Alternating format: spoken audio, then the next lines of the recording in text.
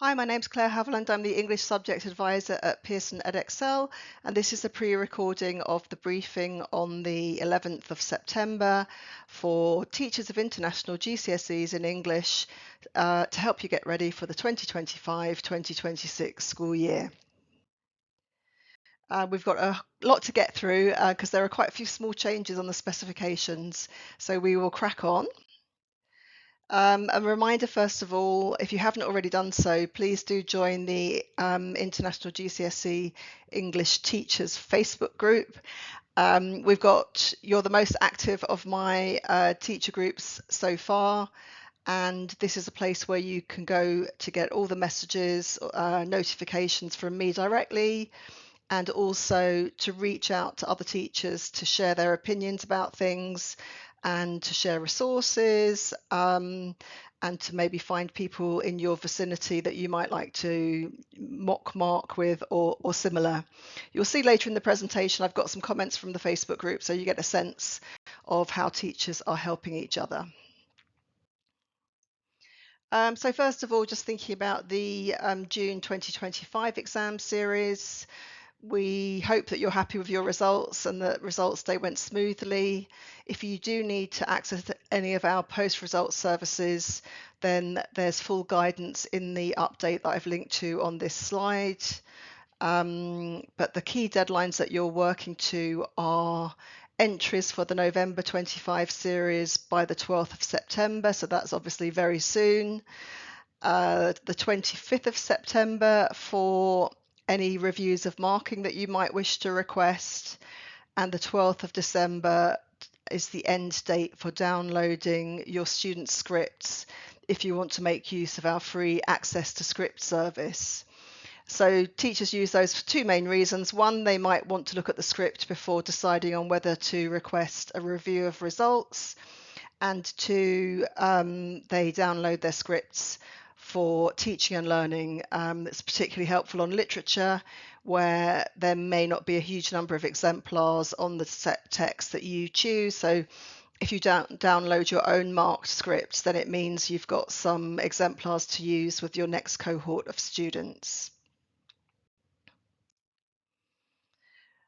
So we've got, as I was mentioning, quite a few very small changes to the specifications for several of the IGs in English, and this is just a summary of them. I'm making this before September, and they're not all live on the website yet, but they will be appearing. So I just want to make sure that you know which issue of the specification will be valid for the coming academic year. I'm going to go through what the changes are on the next slides, but we're on to issue 7 for 4EA1, English Language A, 3 for English Literature. We've got issue 4 specification for English Language B, and we've got an issue 2 for both modular language and modular literature. And we'll just go on to cover what's different in those now.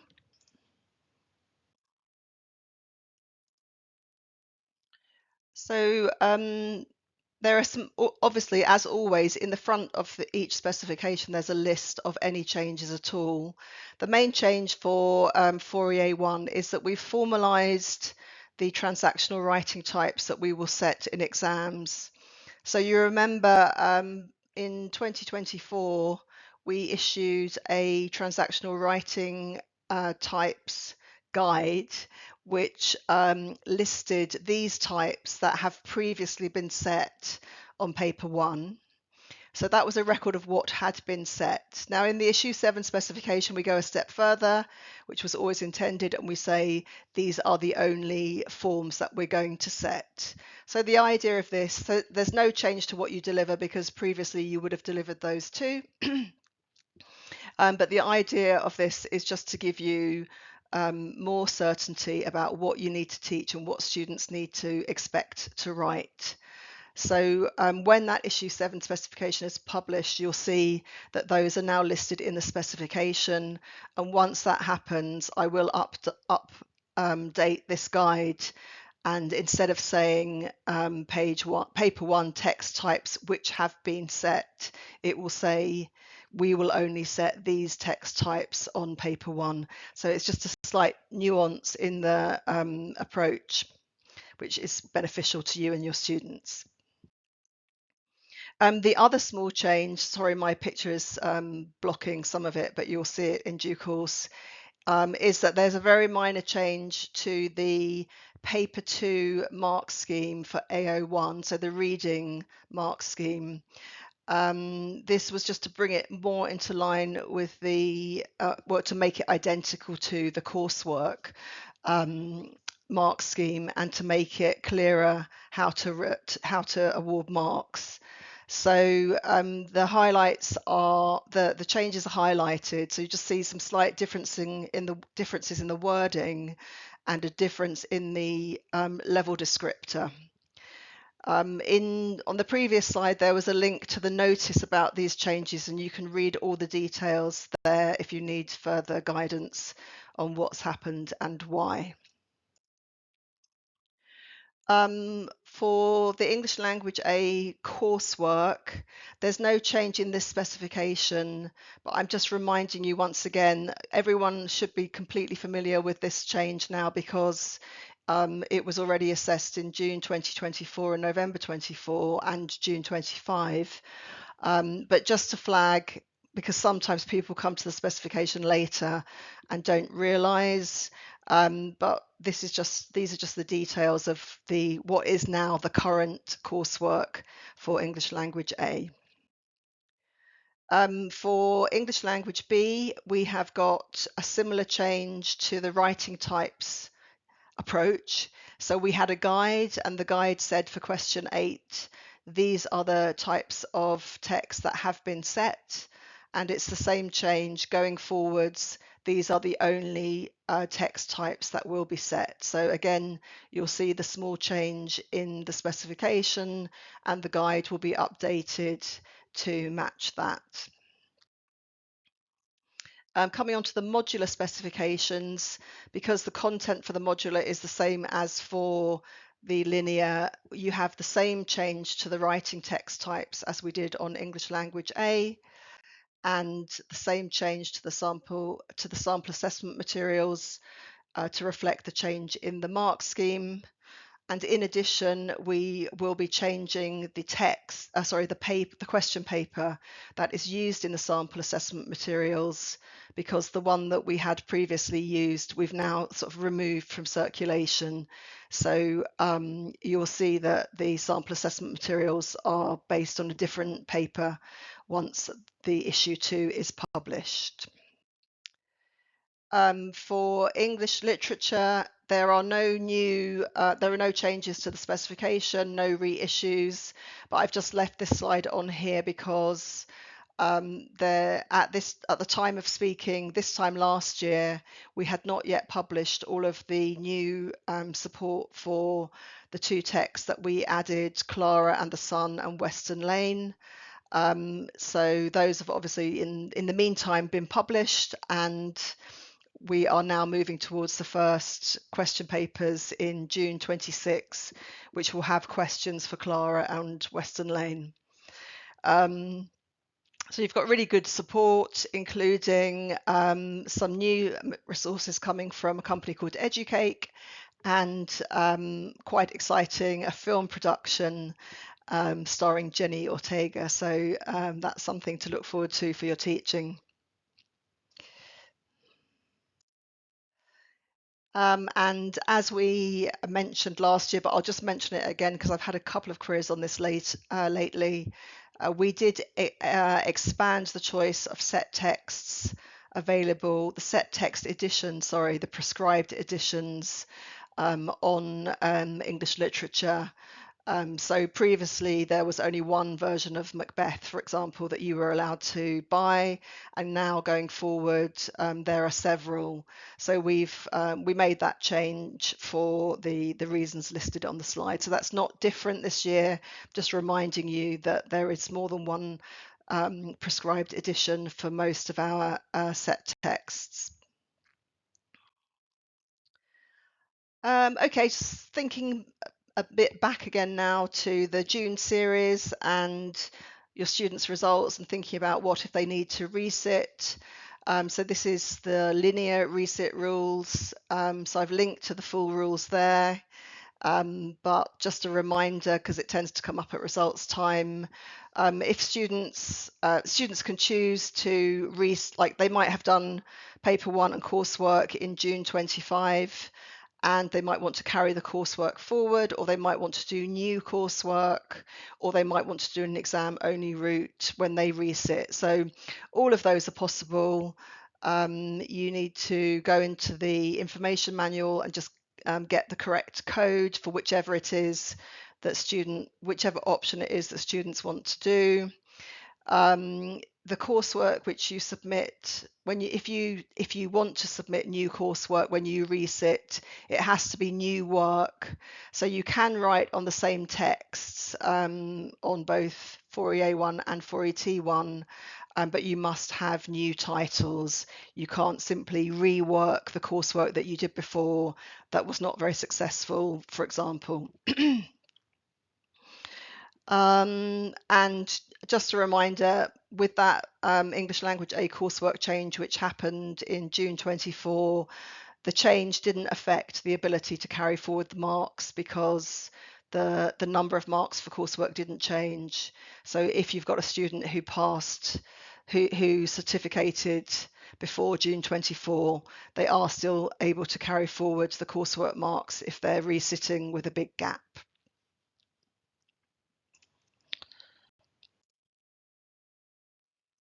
I'm not going to go into the resit rules for modular in great detail because the proportion of people watching who are doing modular is probably relatively small, but they're listed in this guide, and I'm also going to make a separate short video which I will publish about what to expect for modular results for those of you who've not dealt with modular qualifications before or for a long time. I thought it's somewhat complicated for English brains, like English teacher brains, I find. So I'm going to do a separate presentation on that. Okay, starting to look forward then, the November 2025 exam series. Your entry deadline, as I said, is the 12th of September, and you need to submit coursework marks and samples and spoken language endorsement, grades and video recordings by the 5th of November. Here is the exam timetable for all of the options. That's the UK version, obviously no time differences or there. So if you need any variations, then do go to the exam timetable page to get the details. Okay, I thought I would put this into this talk because it's something that teachers have been asking me about lately. So there's some teachers are wondering about whether to continue with doing coursework because of challenges that they face in terms of managing the use of AI. So I'm currently writing some additional qualification specific help for you, but the JCQ does have very extensive and useful guidance now. So in the meantime, I'd suggest that you read that. And also, when I did my coursework clinics this year, I did talk about AI quite considerably in both of those, so you can revisit the coursework clinics. But yeah, by September, I will publish some additional um, qualification specific guidance for 4EA1 and 4ET1. Just so that you know, though, the coursework remains significantly more popular than the exam. This is for paper two, obviously, or paper two stroke coursework, with on language about 40% doing the exam and 60% doing the coursework, and coursework significantly more popular with UK centres. And for literature, as you might expect, because of the cognitive load, the percentage is about 30% exam and 70% coursework, and again more popular in the UK. So despite the challenges, especially on literature, the big majority of schools and colleges are still doing coursework, and the thinking around it is sort of exemplified in some of these comments from the teacher, from the IG teacher Facebook group. So many teachers feel that it is useful, that it gives student freedom and flexibility and allows them to show what they can do. And in these posts, which you can read later at your leisure, they talk about how they manage the process now that they want to have more control than before the birth of easy access AI. And obviously the last post concludes that um, they've moved over to the exam. So some teachers are thinking, should we go over to the exam? Would it be better? But so far the trends continue to be rising number of centres doing coursework. There's no decline so far. In the live event, we're going to go to a teacher networking in a minute, and that will be an opportunity for you to share your views. In the meantime, the other question that has emerged is, if I am switching from exam to coursework, sorry, from coursework back to exam, how do I plan it? And this is where maybe you've been delivering coursework for a number of years and you can't quite envisage what would it be like if I wasn't doing coursework, if I was preparing for an exam. Just to say that all of our course planners and schemes of work do offer both options, so it's all there for you to have a look at. Those are obviously always just a suggestion that you adapt for your particular context. And if you want to get more insight from people on the ground who've made the switch, then the Facebook group would be the perfect place to say, oh, do you want to share your planner or your course of work now that you've switched back to exam, to get an insight into the differences in the delivery of the two different options. Yeah, so we'd have our teacher networking if we were live, but we won't now. Instead, we'll go on to look at the May-June 2026 exam series. The entry deadline for this is the 21st of March 26, with the customary 15th of May submission deadline for coursework and SLE grades and samples. And I think the rest is fairly self-explanatory. Just to flag, I did make a video guide to entry codes, which is there's a link to here. There are an awful lot of different entry options for international GCSE, so that might help you if you're confused. And otherwise, you can email me and say, we're doing coursework, or we're carrying it forward, or we're doing the SLE, or we're not doing the SLE, and I can help you to pick the right option. A few words about resources, ordering anthologies and set texts. As always, I, with the help of colleagues, have updated the question summaries for each international GCSE. That should also say for XEA1 and for XET1, so the modular codes. And so you can see all of the questions that have been set over the series since 2016. We removed padlocks from the June 2024 exam materials on the 1st of August, as we always do. So that's just to help with your planning on mocks. You've got the link for ordering anthologies and the guidance on the prescribed editions of set texts.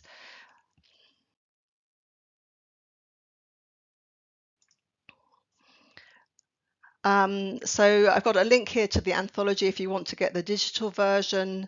Just a reminder that we also have voice recordings of all of the texts in the anthology, and we also have modified versions, digital only, at the link. Just a reminder, if you've got anthologies which are issue 5 or 6 or have like the light blue, not the pink cover, you don't need to replace them, because the changes from 4 to 5 to 6 to 7 were very minor, and you're good to keep with whatever issue you've got. If you order new anthologies now, they will be the issue 7, which is pink, but that is the correct one for both modular and linear routes.